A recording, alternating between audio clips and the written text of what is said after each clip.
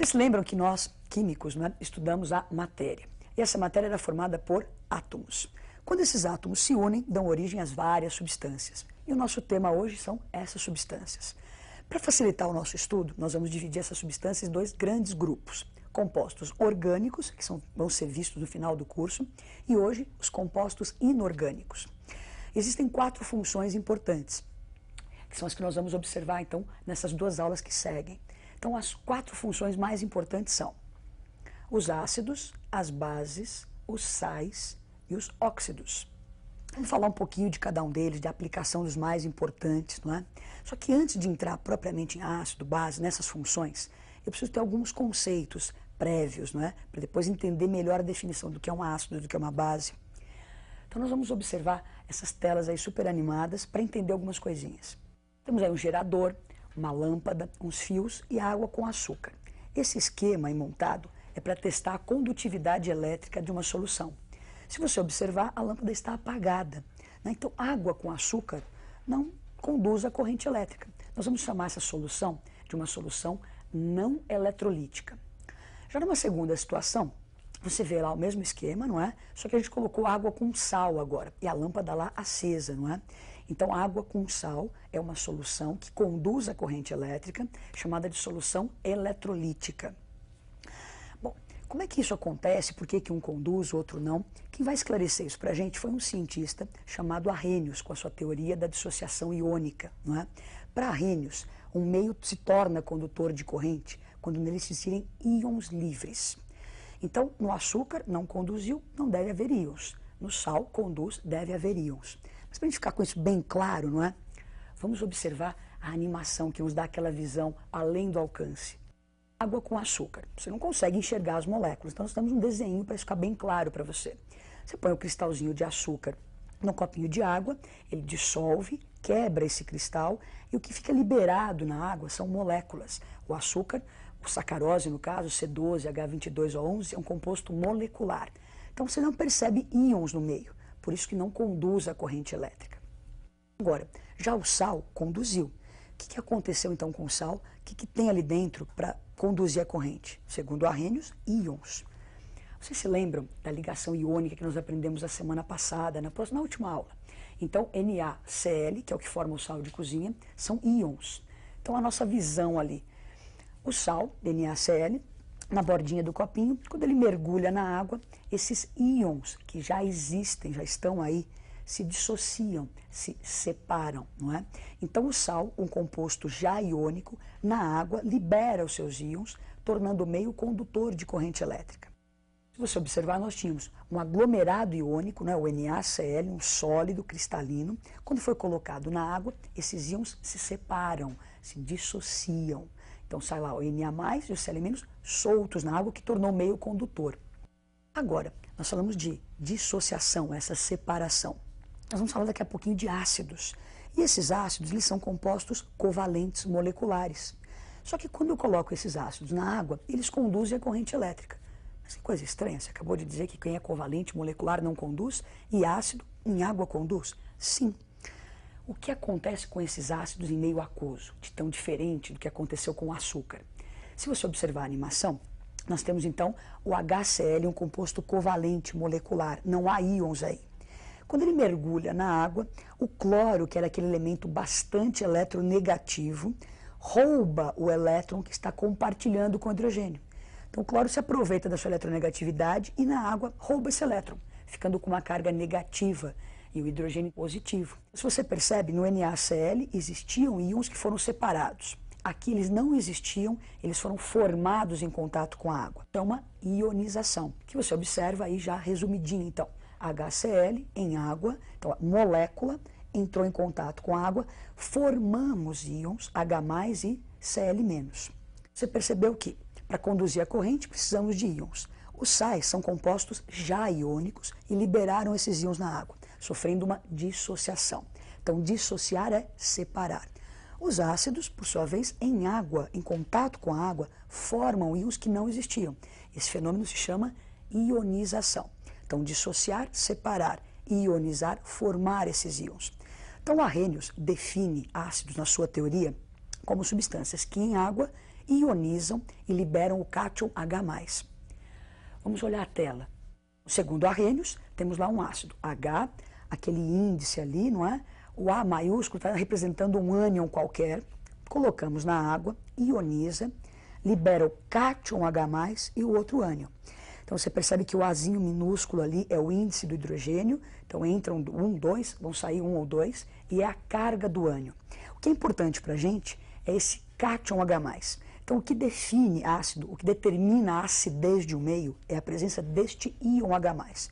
Então no futuro, quando a gente for estudar pH, medir a acidez de um meio, é este íon que determina a acidez.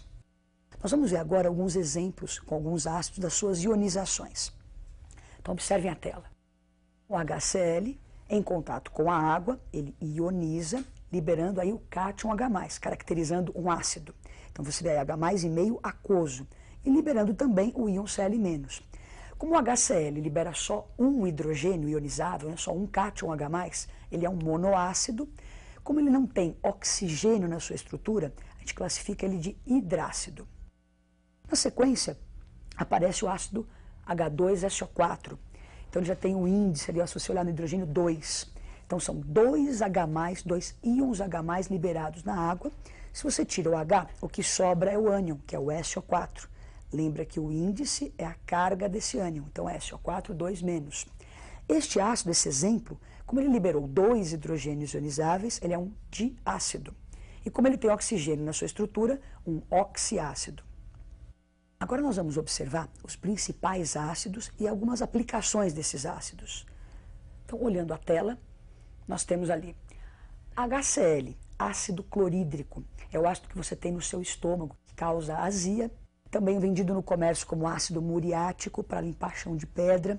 E o H2SO4, ácido sulfúrico, extremamente importante. Um dos principais componentes da chuva ácida, presente na bateria do automóvel.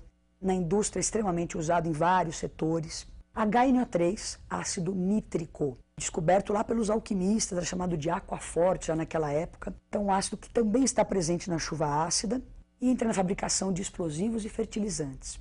H3PO4, o ácido fosfórico, você encontra em alguns refrigerantes, ele aparece lá como acidulante.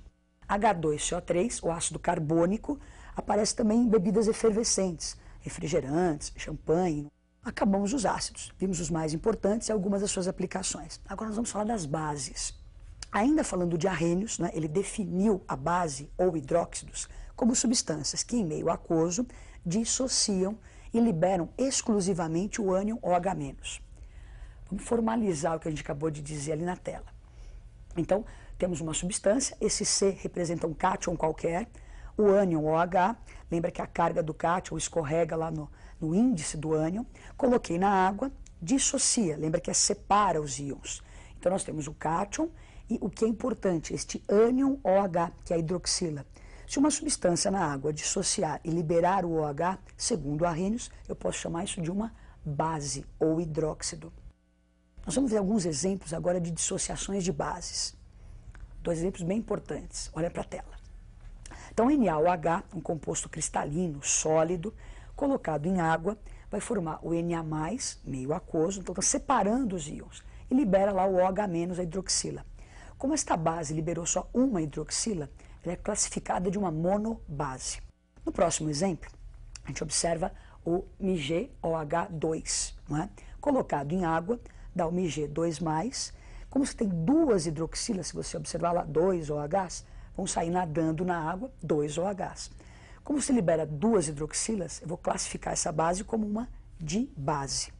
Então, base, substância que na água libera este OH-.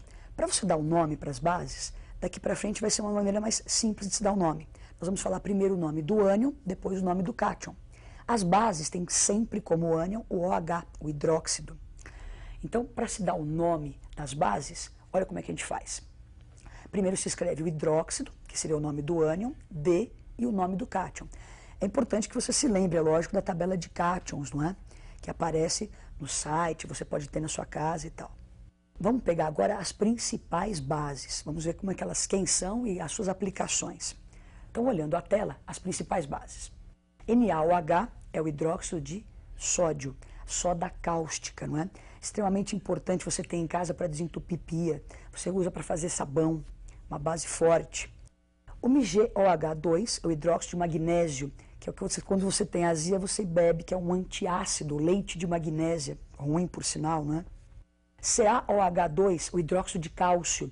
Você já viu um pedreiro fazendo argamassa, né? Então ele põe cimento, põe areia e põe um pó branco, que é essa cal hidratada. Se ela estiver dissolvida em água, nós temos a água de cal. A LOH3, o hidróxido de alumínio, também usado como antiácido. E o NH4OH, o hidróxido de amônio, que é o amoníaco usado nos produtos de limpeza. Nós já vimos um pouquinho de ácido, um pouquinho de base. Nós comentamos aí que o hidróxido de magnésio era usado como antiácido. Então você levanta, tem uma azia causada pelo ácido clorídrico. Você vai ingerir o hidróxido de magnésio, que é um antiácido. O que acontece? Por que diminui, alivia a minha azia? Que reação é essa? Não é? A reação que une um ácido a uma base, nós vamos observar e entender como ela acontece nessa animação. Nós temos o ácido liberou H+, e Cl-, a base o Mg2+, o OH-. Este cátion H+, que é o que caracteriza o ácido, junto com este ânion OH-, que é o que caracteriza a base, eles são apaixonados. Eles se olham e vão ao encontro do outro. Quando se encontram, dão origem à substância água, que é uma substância neutra. Então acabou de acontecer uma reação formando-se água. Daí o nome da reação ser neutralização. Formamos água, que é algo neutro. Um ácido e uma base interagem produzindo água. Vamos formalizar isso numa reação? Porque além da água, você viu que sobraram lá os íons Mg2+, Cl-. Como é que se organiza isso de uma maneira mais formal? Observem a tela. Então nós temos o H+, que era o ácido, com a base MgOH2, reagem, então o H+, se uniu ao OH-, formando água, e sobrou o Mg e o Cl. Para formalizar aquela estrutura, primeiro o cátion, depois o ânion, a carga do magnésio vai para o índice do Cl e vice-versa. Bom, a reação está feita, não é? Então, ácido mais base forma sal mais água. O nome dessa reação, neutralização. Só que eu preciso balancear a reação. O número de átomos que entra tem que ser igual ao número de átomos que sai. Então, para que a neutralização seja uma neutralização total, o número de hidroxilas tem que ser igual ao número de H+. Se eu tenho 2 hidroxilas, eu preciso colocar lá 2H+. E vou conseguir formar, então, 2 moléculas de água. Então, está aí a reação de neutralização. Hoje nós aprendemos um pouquinho de ácidos, de bases e essa reação de ácido e base. Na próxima aula vão ficar os óxidos e os sais. Até lá!